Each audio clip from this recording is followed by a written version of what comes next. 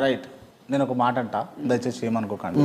బుద్ధి లేకుండా తెలివి లేకుండా నీచమైన బుద్ధితోటి మతాలు మార్పడం కోసం వీధికి తిరుగుతున్నటువంటి క్రైస్తవ సోదరులకు బుద్ధి ఉందా అంటే?